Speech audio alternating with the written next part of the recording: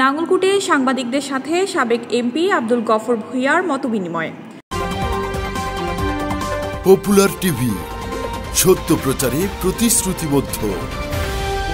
কুমিল্লার নাঙ্গলকোটে কর্মরত সাংবাদিকদের সাথে সাবেক এমপি বিএনপি নেতা আব্দুল গফর ভূঁইয়া মতবিনিময় করেছেন। বৃহস্পতিবার সকালে কুমিল্লার নূরজাহান হোটেল অ্যান্ড রেস্টুরেন্টে সাংবাদিক মুজিবুর রহমান মোল্লার সভাপতিত্বে মতবিনিময় সভায় প্রধান অতিথির বক্তব্যে আব্দুল গফর ভূঁইয়া বলেন, আমাদের নেতা তারেক রহমান শুধু প্রবাসী থেকে নেতৃত্ব দিয়ে দলকে এখনো সুসংগঠিত রেখেছেন এবং আমাদের এই দলকে ভেঙে টুকরো টুকরো করার অনেক চক্রান্ত বিভিন্ন গোয়েন্দা সংস্থা কাজ করেছে। আমার পাশে আছে আমার প্রিয় ভাই গাপ্পারি। করবেন কেন? এখন আপনারা হলেন অন্তর্বর্তীকালীন সরকারের অধীনে চাকরি করেন, বিএনপির অধীনে আছে নাকি ওনারা?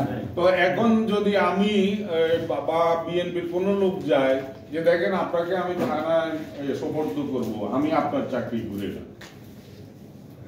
আপনি যদি আপনার সততা থাকে, কারণ আপনাকে তো ওই ফুচকা আনোয়ার হোসেন ট্রান্সফার করতে পারবেন না, তার ওই ক্ষমতা নেই।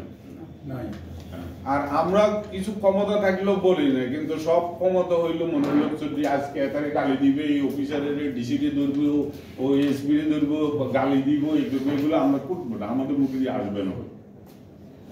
তো আমার সবার প্রতি একটা অনুরোধ, আপনারা আপনাদের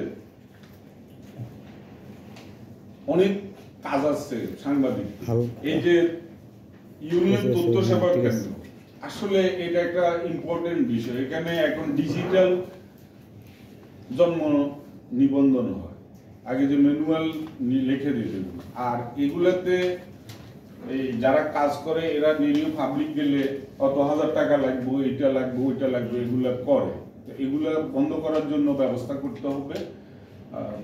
আমি ব্যক্তিগতভাবে অ্যাকচুয়ালি চাই না। আমাদের এই যে অন্তর্বর্তীকালীন সরকার অনেকগুলো কিন্তু পদক্ষেপ নিচ্ছে, যেমন সিটি কর্পোরেশন মেয়র বাদ দিয়েছে, ঠিক আছে, সিটি কর্পোরেশনের ওখানে আরো লজিস্টিক সাপোর্ট দেওয়া পরিচয় প্রথম, এরপরে দল। আর দলের সাইনবোর্ড নিয়ে বেসতে যাওয়া যাবে না, আল্লাহ ইয়ে নিয়ে যাইতে হবে, যেটা মানে আমি প্রথমেই বলছি, আমাদের সবাইকে দুনিয়া ছেড়ে চলে যেতে হবে। আমরা যেন ভালো কাজ করে ইমান আমল আখলাকের সাথে যেতে পারি, মানুষের ভালোবাসা নিয়ে যেতে পারি।